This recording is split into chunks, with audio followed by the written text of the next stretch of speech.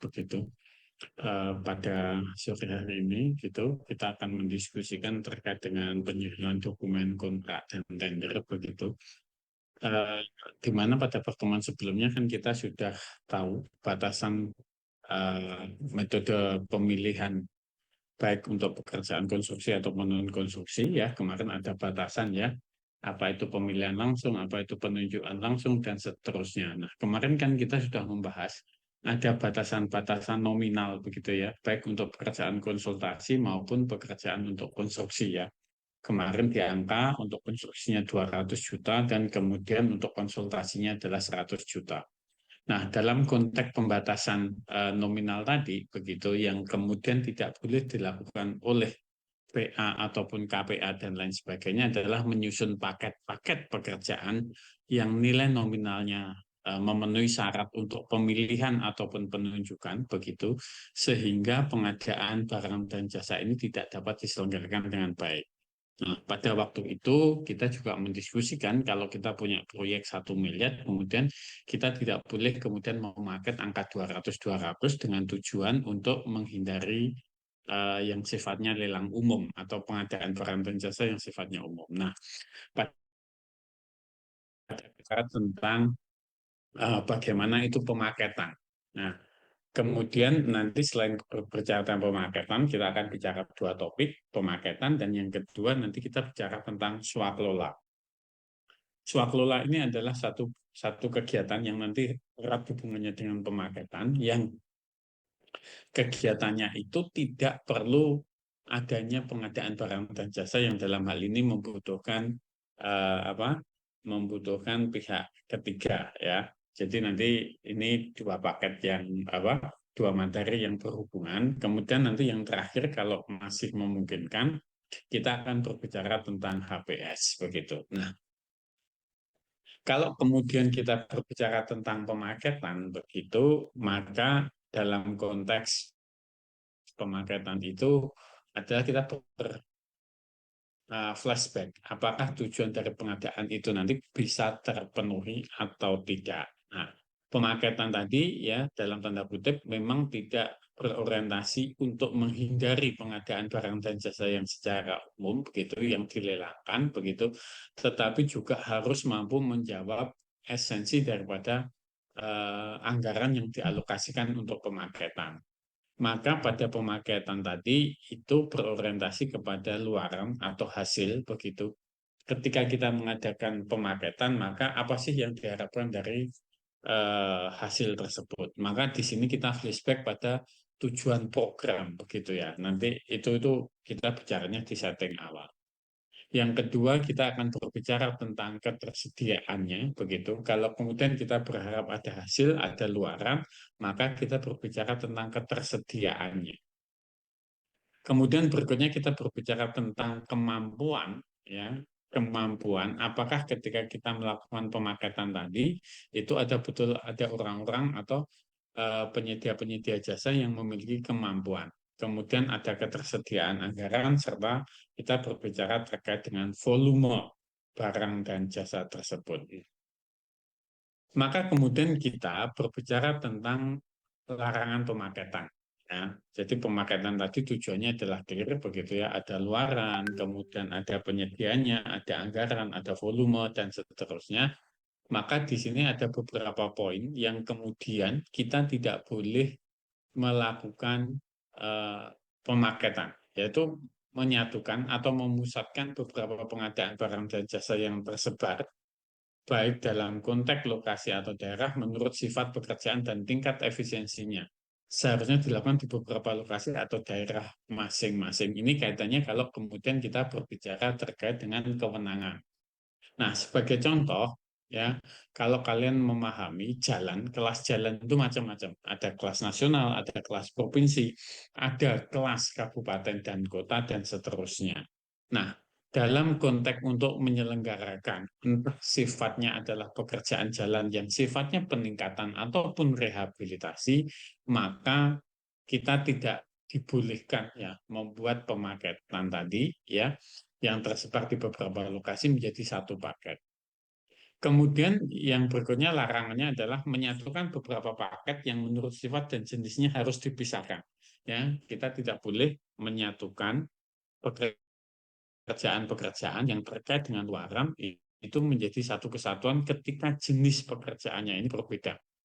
Kemudian yang ketiga, menyatukan beberapa paket PBJ yang besaran nilainya seharusnya dilakukan oleh usaha kecil. Ya, biasanya seperti kita diskusikan, usaha kecil. Jadi kelompok penyedia jasa itu kan ada di kelompok A, M, dan B. Begitu ya, kecil, menengah, dan besar. Nah, kadang-kadang yang kecil ini kualifikasinya tidak bagus, kadang-kadang begitu, tetapi ada juga yang bagus. Maka biasanya ya pengguna jasa ini untuk menghindarkan kualitas mereka yang tidak bagus, paketnya disatukan sehingga mereka memperoleh penyedia jasa yang qualified. Kemudian yang keempat, memecah pengadaan barang dan jasa menjadi beberapa paket untuk menghindari tender dan seleksi. Ingat, ini poin yang tadi sudah kita diskusikan. Ini tidak dibolehkan untuk menghindari tender dan seleksi, ya, baik konsultan maupun kontraktor, ya. Ini tidak boleh untuk menyatukan karena untuk menghindari usaha kecil ini kita tidak boleh. Kemudian tidak boleh menyatukan yang sifat dan jenisnya itu berbeda, ya, harus dipisah. Ini dalam hal ini adalah berbeda. Kemudian dalam konteks daerah tadi. Nah, inilah yang kemudian 4 poin penting yang kemudian menjadi catatan bagi BPK ataupun pejabat pengadaan untuk memisahkan uh, menggunakan sistem paket tadi. Nah, berikutnya begitu terkait dengan tadi kita berbicara. Nah, kalau kemudian tadi di dalam konteks pengadaan tadi, maka ya 4 poin tadi yang menjadi larangan begitu bagaimana terkait dengan konsolidasinya. Nah, konsolidasinya itu merupakan strategi untuk menggabungkan beberapa paket menjadi PBJ yang sejenis. Konsolidasi ini tidak bisa kemudian dilakukan pada saat pemilihan. Jadi, konsolidasi ini memang harus dirancang, begitu ya. Pekerjaan pemaketan tadi memang harus dirancang. Jadi perancangannya itu tidak pada saat pemilihan. Jadi ketika Anda punya alokasi anggaran yang sudah ada, kemudian misalkan punya 1 miliar untuk menghindari kemudian dipecah-pecah begitu. Ini yang tidak boleh. Maka sebetulnya penggabungan sistem paket tadi itu harus direncanakan sejak perencanaan pengadaan. Clear ya. Jadi bukan karena kita punya alokasi untuk menghindari penyelenggaraan PBJ, maka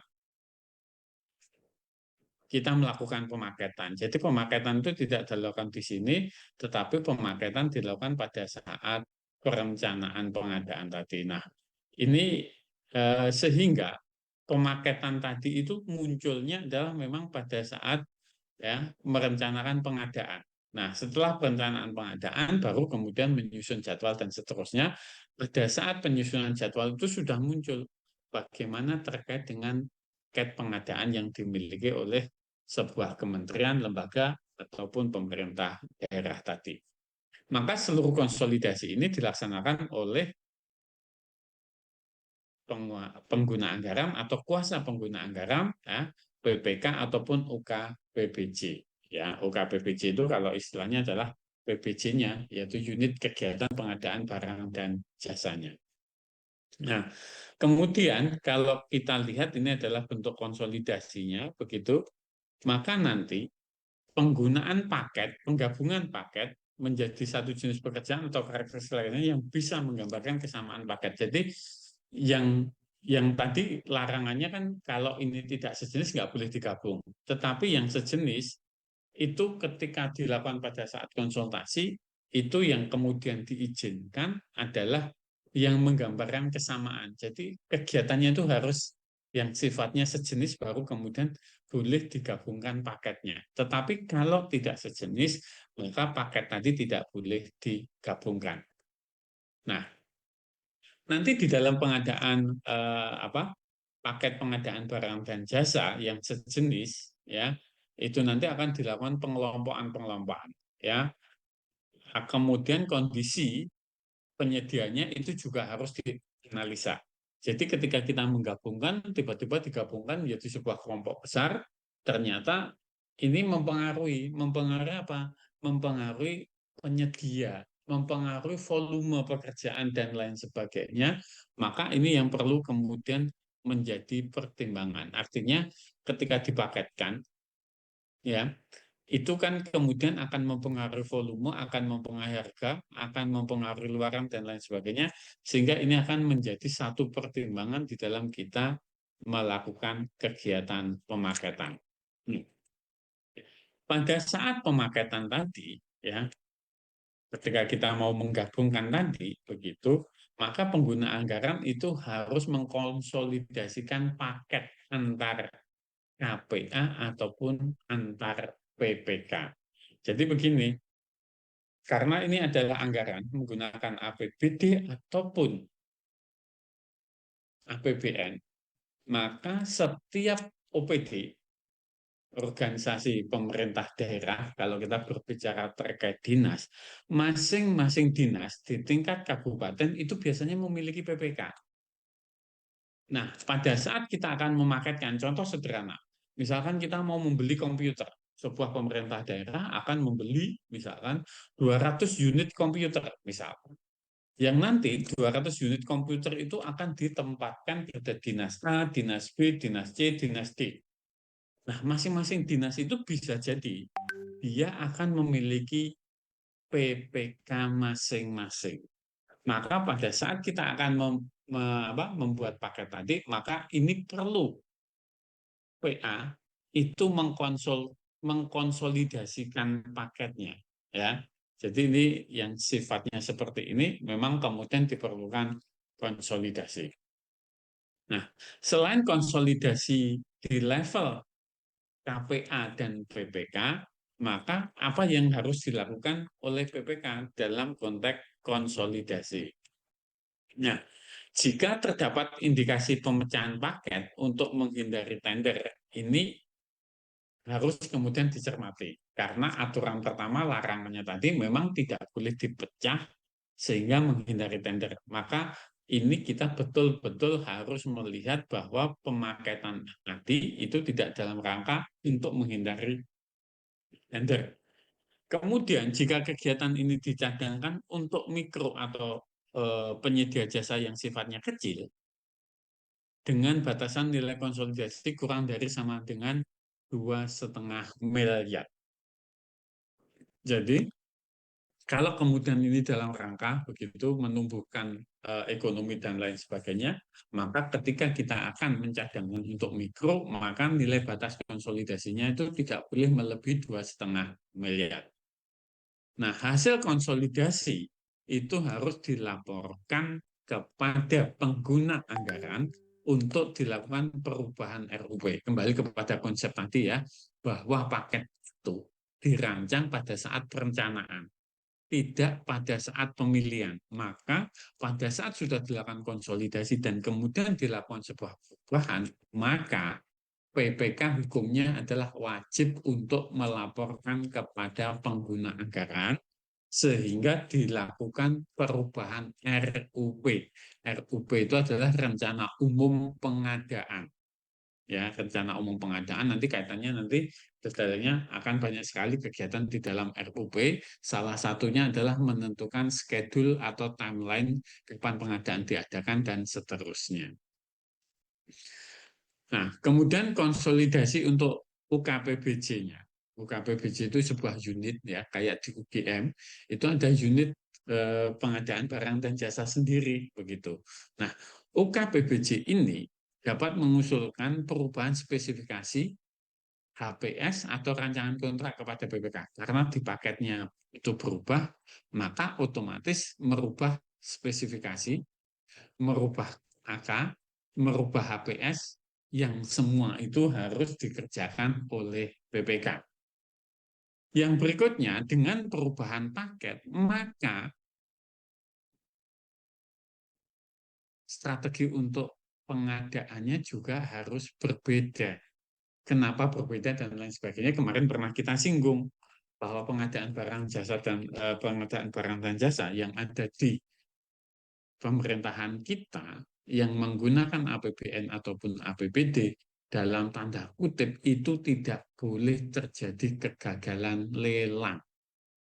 Maka ketika kita melakukan pemaketan, maka berarti kita harus berpikir bagaimana agar lelang ini tidak batal atau tidak gagal. Maka harus disusun strategi. Maka tadi apa gunanya untuk dilaporkan kepada PA? Maka rencana umum pengadaan tadi secara umum harus kemudian difikirkan strateginya. Kemudian yang ketiga, penggabungan beberapa paket sejenis apabila terdapat indikasi pemecahan paket untuk menghindari tender. Nah, ini hampir sama.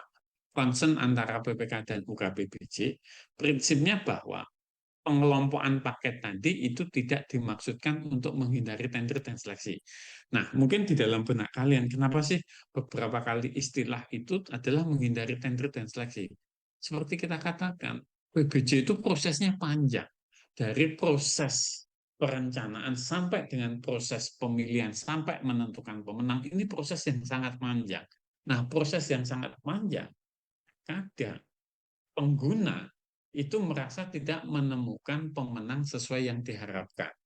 Maka biasanya mereka melakukan pemecahan paket. Nah, contoh sederhana. Kalau kemudian kita sering kuliah di 303 begitu, atau yang saat ini ada di 208, itu adalah paket pekerjaan yang penunjukan langsung. Kita buat itu di bawah 200 juta begitu. Kenapa? Karena tadi. Nah, padahal kalau itu dikerjakan bersama-sama, misalkan kalau kalian ketahui, misalkan seluruh ruang kelas itu kemudian kita selenggarakan dengan pemaketan 200, 200, 200, 5 kelas saja kita sudah 1 miliar. Nah, kadang-kadang pengguna ini memiliki strategi. Oke, tahun 2024 kita hanya 303 loh ya. 2025 kita 208. Mungkin tahun 2026 dan seterusnya ini menjadi pertimbangan. Maka kalau kemudian pemecahan paket ini berbeda tahun, ini tidak bisa dimaknai semata-mata adalah untuk menghindarkan tender. Tetapi ini masuk kepada poin yang kedua, bisa dimaknai masuk pada poin kedua yaitu melaksanakan menggunakan strategi. Ya. Jadi dimaknai sebagai menggunakan strategi ini. Nah, inilah yang kemudian dimaknai bagaimana agar lelang dan seleksi tadi tidak batal. Sebetulnya cukup krusial ya. Seorang ahli PBJ itu harus betul-betul menguasai problemnya. Karena kalau tidak, seperti yang pernah saya sampaikan kepada kalian, ini tuh menyangkut hukum perdata. Ya, kalau kemudian terjadi pelanggaran dan seterusnya, kita bisa dikategorikan di dalam pelanggaran perdata, begitu ya. Nah, kemudian jika kegiatan itu dirancang untuk usaha mikro, ini hampir sama, konsolidasi dilaporkan kepada PA, KPA, PPK untuk perubahan RUP. Jadi prinsip di dalam konteks membuat paket tadi itu dilakukan secara berjenjang. PA pada PA, KPA kepada PPK, PPK nanti juga kepada UPBJ. Namun secara keseluruhan nanti yang bertanggung jawab adalah PA pengguna anggaran, KPA dan PPK-nya. Nah, kemudian dalam konteks ini kita berbicara tentang anggaran. Nah, kita tahu ketika penggabungan-penggabungan tadi, maka akan muncul anggaran-anggaran yang akan digunakan. Ya, maka nanti anggaran pengadaan tadi inilah yang kemudian perlu menjadi pertimbangan dan peruntukan. Jadi, kalau Anda berbicara terkait dengan uang negara, begitu ya, uang negara. Kalau kita misalkan memiliki uang misalkan untuk konsultasi, untuk jasa konsultasi 100 juta, kemudian untuk konstruksi, kemudian katakanlah 5 miliar begitu. Sisa dari satu kegiatan itu tidak bisa serta-merta dipindahkan begitu saja. Seperti kita dalam bahasa kita adalah untuk menambah kegiatan yang lain, kita nggak bisa. Jadi setiap mata anggaran yang ada di pemerintah itu bersifat mengikat. Kalaupun terjadi sisa, maka itu tidak boleh digunakan untuk kegiatan yang lain, tetapi harus dikembalikan kepada negara. Contoh seperti yang saya sampaikan tadi, untuk konsultasi kita punya sisa 100 juta. maka 100 juta ini tidak boleh digabungkan dengan konstruksi sehingga anggaran konstruksi menjadi 5 miliar 100, itu tidak boleh. Maka yang 100 juta ini nanti akan dikembalikan kepada negara, sementara yang konstruksi ini tetap dilelangkan dalam nominal besaran adalah 5 miliar. Jelas ya. Jadi nanti di dalam konteks penganggaran memang tidak boleh terjadi subsidi silang. Yang sisa kemudian digunakan yang lain tidak bisa. Maka sisa anggaran pada setiap kelompok mata anggaran itu wajib dikembalikan kepada negara. Kontekstualnya ada di sana. Maka nanti di dalam konteks rencana anggaran tadi, ketika kita membuat pemaketan, maka kita harus mempertimbangkan apa yang disebut dengan biaya administrasi dan biaya lainnya. Karena proses memaketkan tadi mempengaruhi apa? Mempengaruhi KAK, mempengaruhi spesifikasi teknis dan lain sebagainya yang dimana perubahan-perubahan tadi itu membutuhkan biaya administrasi dan biaya lainnya. Maka ketika kita merubah paket, kenapa harus dilaporkan? Karena ada konsekuensi biaya yang harus diberikan. Nah, kemudian kalau kita berbicara tentang kegiatan pemaketan tadi, itu ada kegiatan yang kemudian tidak selalu harus PBJ atau pelelangan umum, ya, tidak harus dalam konteks pelelangan umum. Maka ini boleh dilakukan dengan model swakelola. Nah, untuk swakelola, gitu ya, ini semua ada di undang-undang ya. Jadi nanti setelah kegiatan pemaketan tadi, ya, kemudian apabila kita tidak ingin menyelenggarakan dalam konteks pengadaan, maka nanti pengadaannya itu bisa dengan cara swakelola. Swakelola artinya swa itu dilakukan mandiri, sendiri-sendiri, kelola berarti pengelolaannya dilakukan secara mandiri. Oleh siapa? Oleh pemerintah itu sendiri. Maka nanti di dalam swakelola itu ada beberapa tipe. Swakelola tipe 1 sampai dengan swakelola tipe 4. Nah, hati-hati kalimat di dalam tiap tipe swakelola ini ya rancu untuk bisa dipahami secara mudah. Ya, oke, kita coba lihat satu persatu. Swakelola tipe 1 ya, direncanakan dan dilaksanakan dan diawasi. Ingat, tipe 1 itu direncanakan, dilaksanakan, diawasi. Artinya kita menyelenggarakan kegiatan, begitu kita rancang sendiri, kita laksanakan sendiri, kita awasi sendiri. Bayangkan, seluruh kegiatan dari hulu ke hilir kita lakukan sendiri.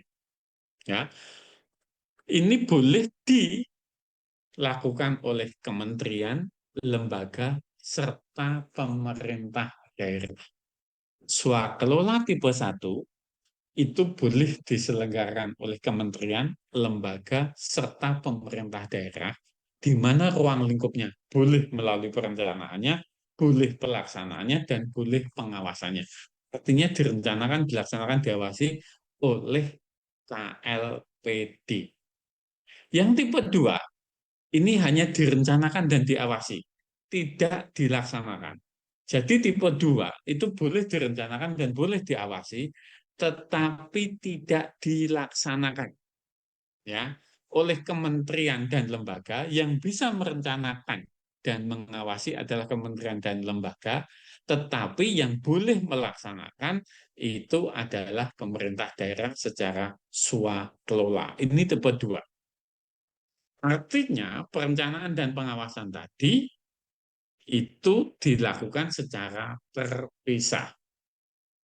Untuk tipe 3 itu direncanakan, diawasi, tetapi pelaksananya adalah organisasi masyarakat. Ingat, tipe 3, berarti nanti ketika kalian membaca swakelola tipe 1 sampai tipe 4, jangan asosiatifnya hanya dalam konteks konstruksi dan konsultasi ya. Jadi bisa di luar keduanya tadi. Tipe 3 itu direncanakan dan diawasi oleh kementerian, lembaga, pemerintah daerah, tetapi dilaksanakan oleh organisasi masyarakat. Ya, ini banyak sekali untuk kegiatan-kegiatan yang sifatnya survei dan lain sebagainya. Nanti akan kita tunjukkan untuk tipe 3 seperti apa. Tipe 4 direncanakan. Ya, ini tidak berbicara diawasi, direncanakan oleh KLP dan D, dilaksanakan oleh kelompok masyarakat, dilaksanakan dan diawasinya oleh kelompok masyarakat. Bayangkan swakelola saja ada 4 tipe. Tipe 1 seperti apa, tipe 2 seperti apa, tipe 3 seperti apa, tipe 4. Paling mudah untuk tipe 4 itu direncanakan oleh KLPD, dilaksanakan diawasi oleh kelompok masyarakat. Sedangkan tipe 3 direncanakan saja oleh KLPD, tetapi pelaksanaannya itu oleh organisasi masyarakat. Nanti kita cek poin-poin tipe 1, tipe 2, dan tipe 4. Nah, maka kriteria swakelola paket pekerjaan ini boleh diswakelolakan. Yang pertama itu tidak diminati penyedia. Ya, mungkin nilai nominalnya kecil, ya. Mungkin antara luaran dengan prosesnya itu tidak berimbang, ya, atau tidak ada penyedia jasa yang cukup memiliki SBU, ya, sentra bisnis umumnya itu tidak memenuhi, begitu, maka ini boleh dilakukan swakelola. Biasanya sifatnya adalah diklat, kursus, penataran, seminar, lokakarya, penyuluhan. Nah, kegiatan-kegiatan yang boleh diswakelolakan tadi, diklat, kursus, seminar, lokakarya. Loh, kok lokakarya dan seminar bisa? Kalian bisa bayangkan anggaran yang bisa digunakan oleh sebuah lokakarya atau seminar itu bisa juga besar. Maka kalau kalian lihat saat ini tuh sudah mulai muncul begitu ya penyedia-penyedia jasa dalam bentuk EO begitu, event organizer begitu. Tetapi ini adalah program-program yang kemudian diklat, kursus, menantakan dan lain sebagainya. Memang ada beberapa EO yang kemudian diminta untuk oleh pemerintah menyelenggarakan kegiatan-kegiatan dimaksud. Kemudian yang kedua adalah usaha ekonomi kreatif dan budaya. Ya, ini budaya, ini usaha kreatif. Ini kadang-kadang kenapa tulis swakelola dan lain sebagainya. Kadang-kadang memang menemukan penyedia jasa kreatif dan mengenal budaya ini bukan pekerjaan yang mudah. Maka ini biasanya dipegang oleh KLPD itu sendiri yang bersangkutan ya. Kalau saudara paham begitu ya, misalkan kalau di Jogja ini ada yang kita sebut dana keistimewaan. Ya, dana keistimewaan itu orientasi dan lain sebagainya sebetulnya kan untuk melalui kebudayaan untuk kesejahteraan masyarakat. Kalau kalian lihat ya, banyak sekali dana keistimewaan yang digunakan pemerintah daerah ataupun OPD-OPD itu yang sifatnya mengedukasi masyarakat. Maka kalau kalian lihat begitu, kalian searching di YouTube gitu, misalkan nanti Anda cari Undo Kabudayaan gitu, Pani Radio Kebudayaan Provinsi DIY, di sana banyak sekali film-film yang sifatnya mengedukasi masyarakat ya. Itu maka di sini disebut dengan ekonomi kreatif dan budaya. Kemudian sensus, survei, olah data dan lain sebagainya. Contoh pemilu ya, pemilu nasional, pemilu daerah dan lain sebagainya ya. Itu kan banyak sekali yang kegiatan-kegiatannya dilakukan sebagai swakelola. Misalkan contoh ya, memverifikasi data pemilih. Nah, bayangkan memverifikasi data pemilih harus melalui lelang dulu, cukup panjang itu. Ya, sensus, survei, olah data, dan kemudian barang dan jasa yang sifatnya pengembangan, barang dan jasa yang sifatnya ormas, pokmas, masyarakat. Contoh, kalau di Jogja ini banyak sekali pengembangan desa wisata. Ya, ini kaitannya adalah dengan hasil pokmas ataupun partisipasi masyarakat. Ini adalah kegiatan-kegiatan yang bisa diswakelolakan. Contoh, bagaimana membangun desa wisata. Ya, itu kan hampir penyedia jasanya tidak ada. Karena memang di dalam kelompok usaha tidak dikenal di dalam kelompok untuk membuat sebuah usaha mengcreate sadar wisata dan lain sebagainya. Atau kemudian kalau Anda lihat Pok Darwis, kelompok sadar wisata di Jogja ini banyak sekali. Di Kulon Progo, di Gunung Kidul banyak sekali yang namanya Pok Darwis. Nah, Pok Darwis ini gitu, itu bisa menjadi swakelola tipe 4. Tinggal kemudian Dinas Kebudayaan, Dinas Pariwisata mengalokasikan tertentu untuk membangun sebuah tempat destinasi wisata, maka diserahkanlah kepada kelompok Darwis tadi, Pok Darwis tadi, kelompok sadar wisata. Dan ini dana keistimewaan khususnya di Jogja, ini banyak sekali yang diberikan kepada kelompok sadar wisata. Maka kalau kalian lihat di Jogja ini banyak sekali muncul destinasi-destinasi wisata yang dikelola oleh kelompok sadar wisata. Ya, contoh misalkan mana? Ya, Gua Pindul yang ada di Gunung Kidul, Biru yang ada di Kulon Progo dan seterusnya dan seterusnya. Ini banyak sekali. Atau kemudian kalau Anda pergi ke kebun teh Nglinggo, begitu ya, di Nglinggo itu di daerah Sleman begitu, itu dikelola oleh kelompok sadar wisata.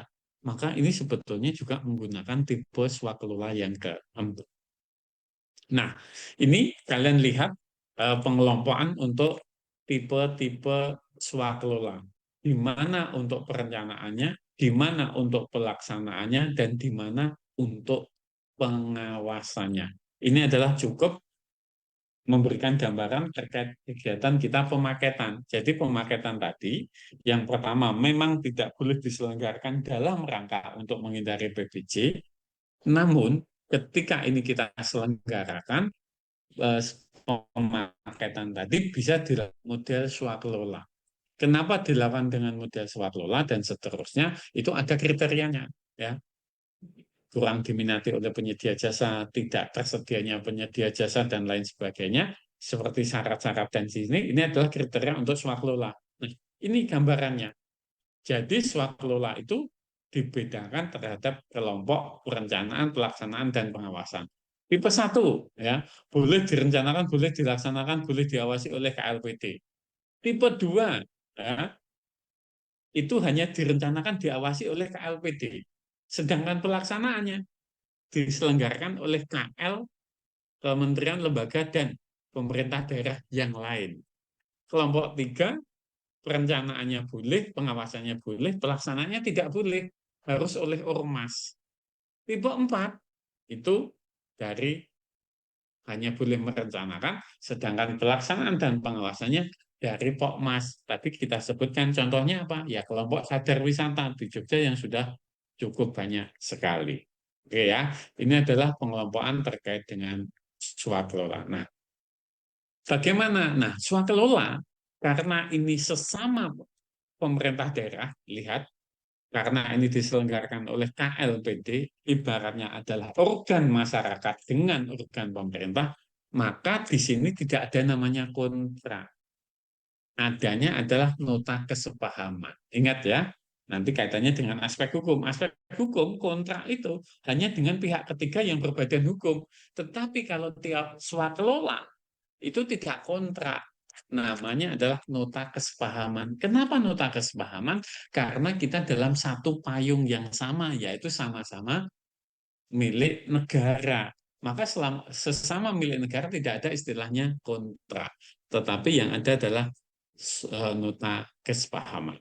Oke ya. Nah, nanti untuk swakelola ya, dan lain sebagainya, ini alurnya demikian.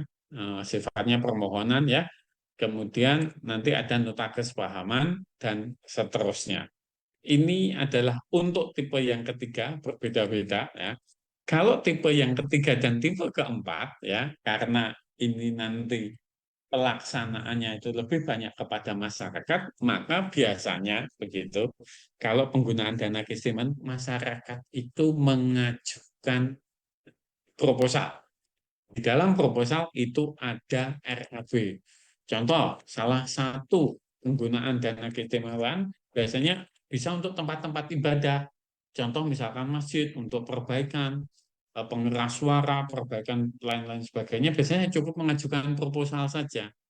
Ya, nanti kita lihat ada satu ormas, lebih dari satu ormas. Nah, biasanya kita bagi sedemikian rupa. Biasanya dalam bentuk proposal, ya kayak kalian misalkan menyelenggarakan kegiatan dan lain sebagainya begitu, itu Anda akan menyusun proposal.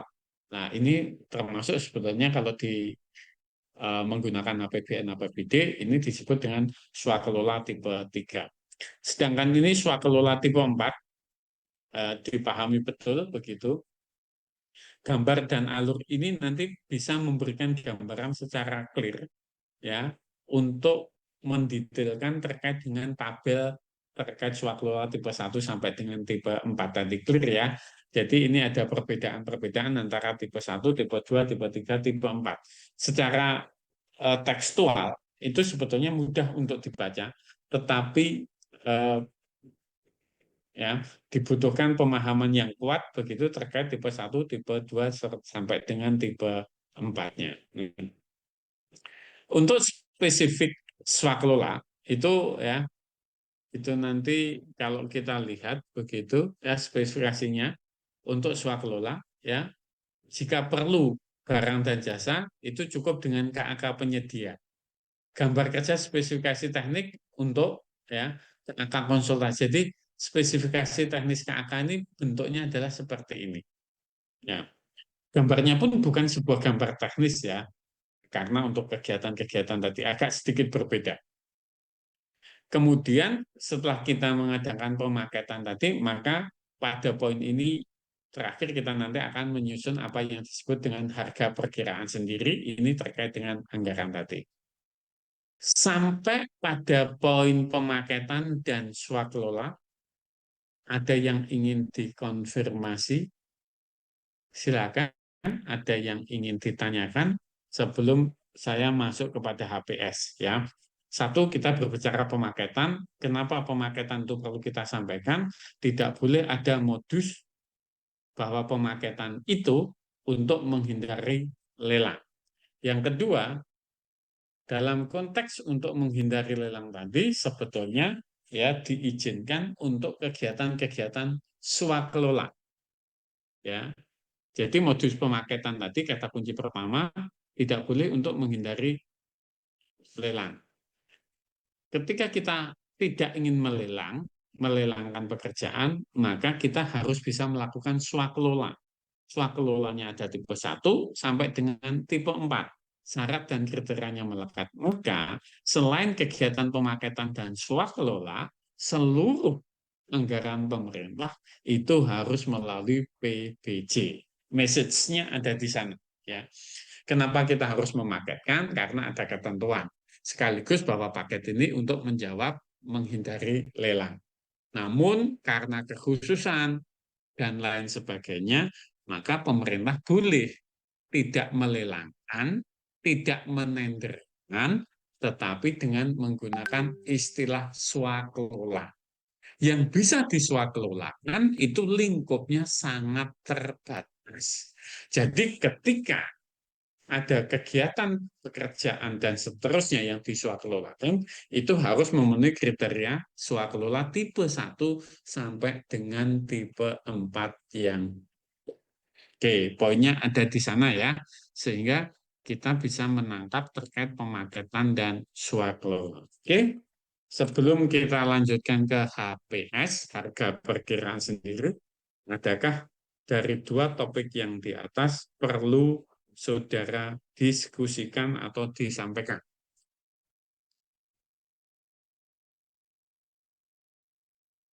Silakan kalau ada, ya, silakan kalau ada.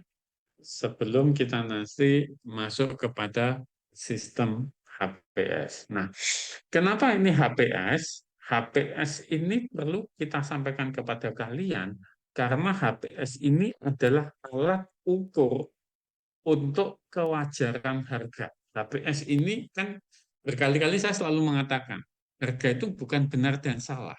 Harga itu kata kuncinya adalah terkait dengan kewajaran. Kalau kita berbicara wajar, kita berbicara akurasi dan presisi. Maka ketika di dalam kegiatan pengadaan barang dan jasa, ukuran wajar itu dari mana? Ukuran wajar itu ditetapkan berdasarkan HPS. apa itu HPS, maka nanti akan menjadi poin diskusi pada topik kita berikutnya. Oke, silakan kalau ada yang perlu disampaikan, diklarifikasi, silakan.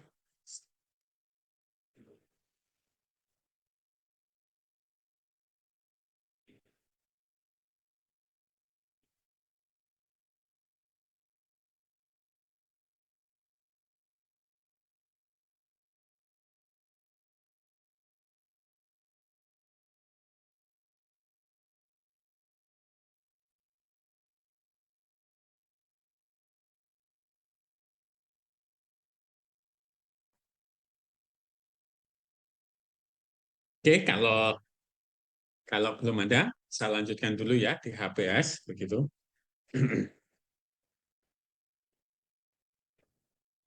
Nah, sekali lagi kita berbicara dalam konteks HPS. HPS ini sekali lagi adalah alat kontrol, alat kendali untuk mengetahui bahwa harga yang ditawar, harga yang diajukan oleh penyedia jasa, ataupun dalam konteks swaklola tadi, ini memiliki kewajaran harga. Kenapa kewajaran harga itu perlu? Seperti saya sampaikan, mungkin di pertama kali saya ketemu dengan kalian, saya selalu mengatakan, oke, kalau kita lihat sepatu merek tertentu itu harganya X, maka ketika ada harga sepatu itu jauh di bawah X, maka kita akan berbicara terkait dengan kualitas ataupun mutu.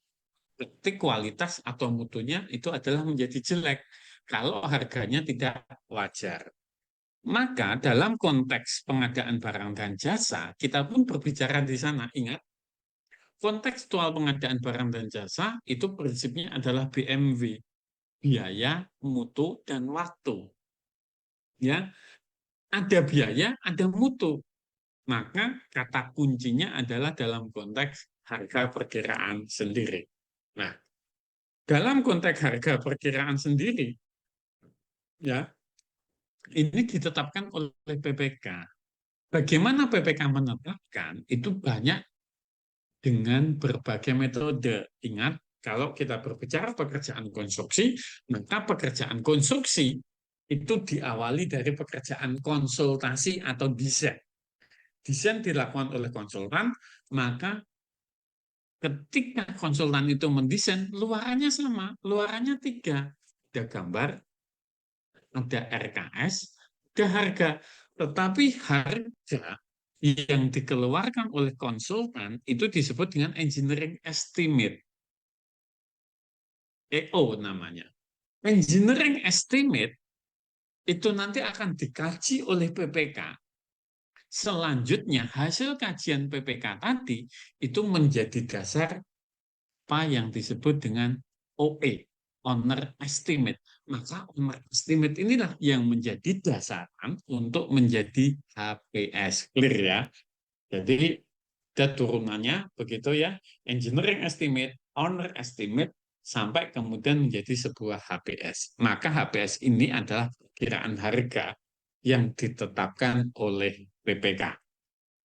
Oke, maka di dalam skema pengadaan barang dan jasa, HPS ini ditetapkan setelah atau kemudian sebelum diadakan PBJ.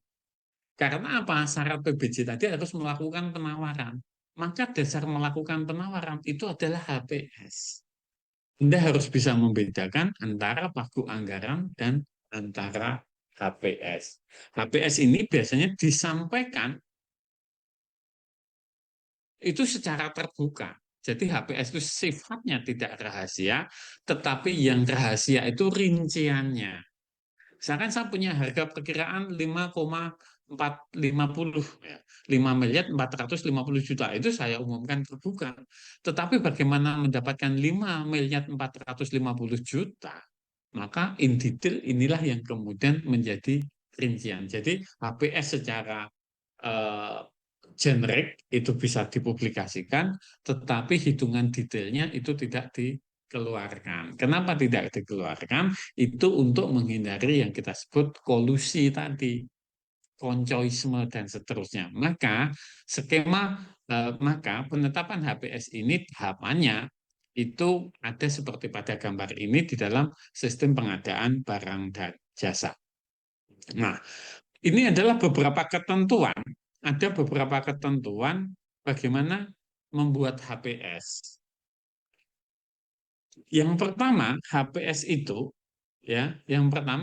itu dihitung dengan menggunakan data yang dapat dipertanggungjawabkan. Ingat, harus ada keahlian. Kenapa? Kalau harganya terlalu rendah, lelang kita bisa gagal. Harga terlalu tinggi, terjadi pemborosan. Maka di sini dibicarakan, dihitung secara keahlian dengan menggunakan data yang dapat dipertanggungjawabkan. Yang kedua, memperhitungkan keuntungan dan biaya tidak langsung. Jadi ini harus memperhitungkan keuntungan dan biaya tidak langsung. Karena ini nanti akan salah satunya dilelangkan dan lain sebagainya. Karena kita punya tujuan itu tadi luaran, maka harganya harus lazim. HPS ini terbuka dan tidak rahasia. Artinya kalau HPS-nya A, HPS-nya B, dan lain sebagainya dipublish. 5.450 juta dipublish. Bagaimana mendapatkan 5.100 juta? Inilah yang kemudian rinciannya tidak boleh dibuka secara umum, begitu. Nah, kemudian HPS ini termasuk PPN. Ingat, terjadi perubahan PPN ya dari 10% ya menjadi berapa sekarang perubahan PPN. Nah, ini HPS itu sudah harus mengakomodir itu. Kalau tidak, maka nilai HPS tadi harus terpotong itu. Maka nanti akan ketemu lagi kualitas yang tidak sesuai. Kemudian HPS itu sebagai alat kewajaran. Berkali-kali tadi kita sampaikan, ini adalah alat kewajaran. Sekaligus ini nanti menjadi dasar untuk jaminan. Jadi HPS ini ya, HPS sebagai alat kewajaran, harga penawaran, batas tertinggi penawaran yang sah, dasar sebagai jaminan, serta untuk pelaksanaan. Jadi kita tahu ada jaminan pelaksanaan, ada jaminan pemeliharaan, dan seterusnya. Clear ya? Poin pentingnya. HPS itu tidak menjadi dasar perhitungan kerugian negara apabila terjadi kegagalan di dalam PBJ. HPS dikecualikan untuk pagu anggaran yang paling banyak 10 juta, begitu, dengan menggunakan e-purchasing atau e-katalog. Ya, kalau Anda menggunakan katalog tidak diperlukan, dan kemudian pekerjaan tender yang terintegrasi. Nanti itu nggak perlu kamu pikirkan dulu, tender terintegrasi nanti akan kita bicarakan next-nya. Nah, kemudian ini adalah syarat-syarat HPS tadi, begitu. Saya pikir poinnya 1, 2, 3, 4, 5, dan seterusnya itu sudah kalian pegang. Oke, di sini ada komentar. Kita lanjut dulu. Oke, maka nanti berikutnya tujuan dan penetapan HPS. Nah, tadi sudah kita singgung. Menilai kewajaran, menetapkan batas tertinggi penawaran, menetapkan nilai jaminan. Clear ya? Berapa jaminan yang harus diberikan oleh penyedia? Dasarnya HPS. Berapa batas penawaran tertinggi? Karena kalau penawarannya terlalu tinggi, ya nggak wajar, ya nggak bisa juga begitu. Pasti dicurigai, akan terjadi penyelewengan dan seterusnya. Oke ya, penyusunan penetapan HPS tadi. Nah, dasar penyusunan HPS. Hasil perkiraan RAB yang telah disusun pada tahap perencanaan. Ingat, tahap perencanaan itu yang dimaksud adalah konsultasi.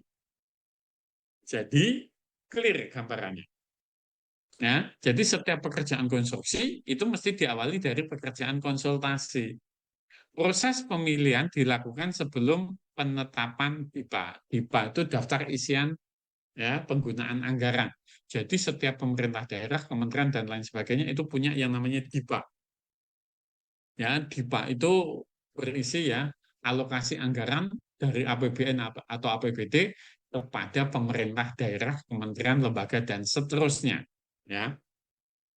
Kemudian hasil review termasuk komponen keuntungan biaya tidak langsung itu dimaksud overhead.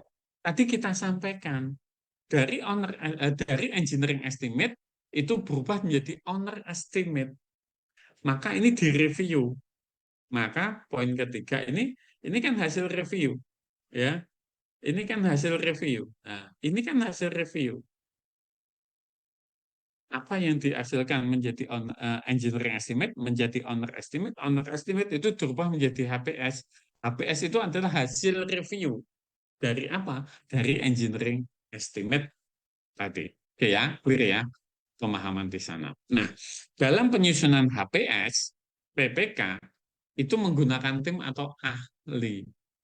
Jadi kalau nanti sudah ada gambar hasil konsultasi, biasanya PPK itu mengundang tim, mengundang narasumber, mengundang ahli untuk mereview. Mereview apa? Mereview hasilnya konsultan. Konsultan itu yang dihasilkan belum tentu semuanya fit in atau proper, tetapi harus direview. Nah, di dalam konteks ilmu manajemen, itu kita biasanya menyebut dengan engineering values. Engineering value itu mengkaji dari keseluruhan proyek, kita berbicara terkait dengan visibility-nya, terkait dengan banyak hal, aspek, agar desain tadi menjadi lebih efektif. Nah, PPK itu mendokumentasikan data, riwayat, dan informasi pendukung dalam rangka menyusun HPS. Ya, dinas, pemerintah, atau PUPR itu punya sudah rekam jejak. Kalau menggunakan aspal, tipe ini, spesifikasi ini, harganya sekian, tahun ini ada kenaikan, dan lain sebagainya, mereka memiliki referensi. Nah, kadang konsultan ini memberikan harga terlalu aman. Nah, gambarannya ada di sana ya, sehingga PPK dapat menetapkan tim atau tenaga tim. Nah, yang tidak boleh, tadi HPS tadi kan perubahan tuh, engineering estimate menjadi owner estimate, kemudian menjadi HPS, tetapi harus ditambahkan dengan PPN. Tetapi yang tidak boleh dilakukan HPS, itu memperhitungkan biaya tidak terduga. Misalkan begini, nah ini proyek musim hujan, berarti saya menghitungkan hujan itu menjadi sebuah variabel. Itu saya berikan 12%, 17%. Nggak bisa. Oh, kita punya proyek di dekat Gunung Merapi. Oh, sebentar lagi ini meletus. Maka ditambahkan biaya tak terduga. Itu tidak boleh. Ya, clear ya, HPS itu tidak boleh memperhitungkan biaya tidak terduga dan biaya lain. Apalagi kemudian biaya polusi, nggak boleh. Ya, nilai HPS bersifat terbuka dan tidak rahasia. HPS merupakan hasil perhitungan. Ya, maka nanti HPS itu selain ingat HPS itu selain memperhitungkan terkait dengan material alat dan tenaga kerja, maka di sana wajib memperhitungkan perpajakan, menghitung cukai, menghitung asuransi, menghitung SMK 3, Sistem Manajemen Keselamatan Kesehatan Kerja. Jadi HPS tadi tidak fokus kepada apa? Material, alat dan tenaga, maka ini tadi. Kenapa? Karena sudah direview gitu ya. Sehingga tidak otomatis engineering estimate itu menjadi HPS-nya. Nah, nanti ini SMK 3. Kenapa SMK 3 itu perlu alokasi anggaran? Karena ini dibutuhkan. Apa? Bagaimana kalau orang bekerja di tingkat ketinggian? Di peralatannya apa? Butuh harness gitu ya. Padahal ketika kita menghitung RAB, harness nggak ada tuh. Ketika kita bekerja di ketinggian, kita harus memakai helm pengaman. Apakah RAB kita menghitung helm pengaman? Tidak. Maka K3 ini dalam konteks tadi. Kenapa K3 perlu diperhitungkan? Karena begitu terjadi kecelakaan, maka durasi proyek yang kita rencanakan itu tidak akan sesuai dengan skenario. Itu akan terjadi kemunduran ataupun delay dari proyek. Kontekstual kenapa K3 muncul di dalam HPS karena alasan tadi, begitu. Maka ini saya lempatkan dulu saja, tidak perlu saya sebutkan untuk K3 secara rinci. Maka di dalam HPS tadi munculnya ini, ada mata pembayaran umum, ada mata pembayaran untuk K3, ada untuk pekerjaan utama, dan ada yang lain-lain. Ini yang sebetulnya kita sebut dengan daftar rekapitulasi untuk rincian HPS tadi. Ingat, jadi nggak ada alasan bahwa kita itu tidak bisa begitu menyelesaikan bahwa tidak ada komponen yang tidak dihitung di dalam kegiatan konstruksi. Maka harusnya kegiatan konstruksi itu sudah fair. Seluruh komponen yang kemudian menjamin kualitas pekerjaan itu semuanya sudah terkalkulasikan. Oke ya, gambarannya ada di sana sehingga kita memiliki perhitungan. Maka bagaimana perhitungan HPS untuk barang? Maka kita berbicara harga barang, biaya pengiriman, keuntungan, instalasi, suku cadang, operasi sampai pelatihan. Contoh, kita punya lab. Maka bagaimana kita menyusun HPS-nya?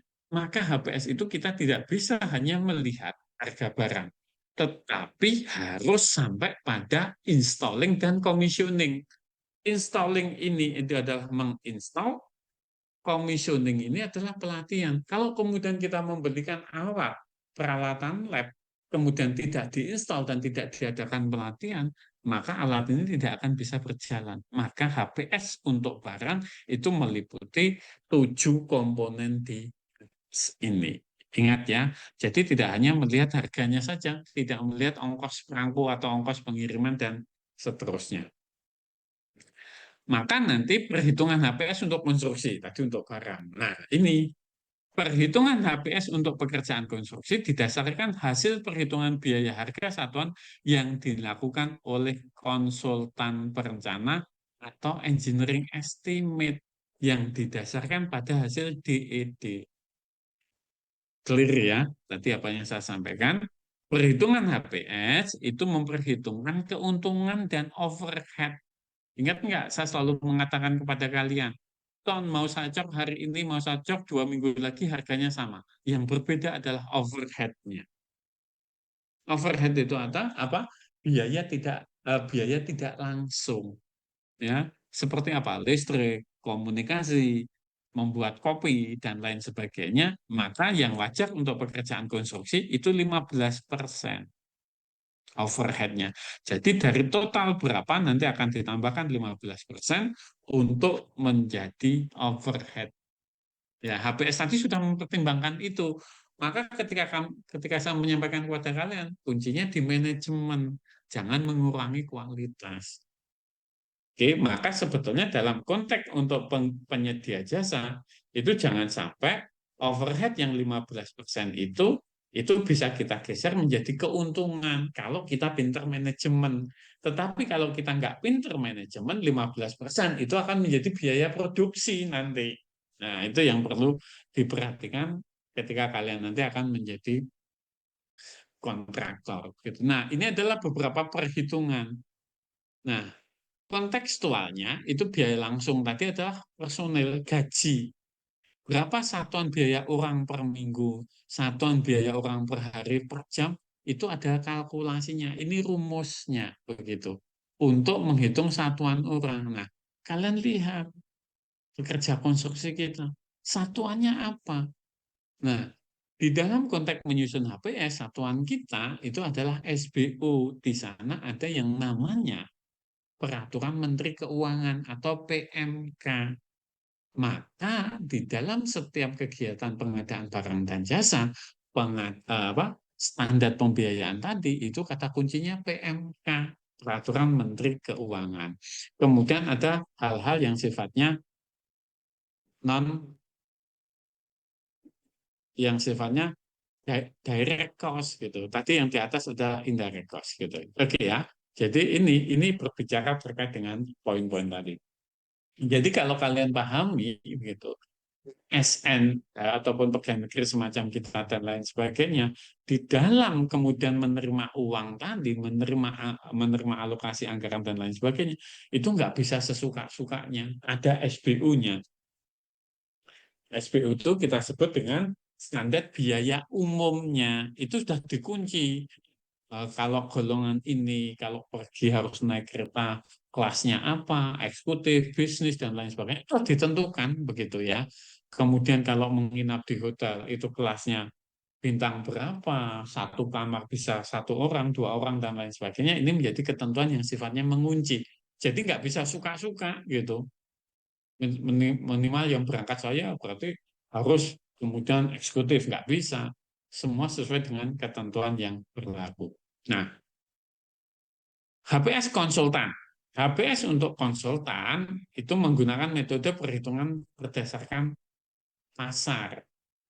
Ya, beberapa waktu yang lalu ketika kita belum kan orang membuat video dan lain sebagainya, dulu Menteri Keuangan belum mengeluarkan SBO untuk pembuatan video dan lain sebagainya ya. Sehingga apa?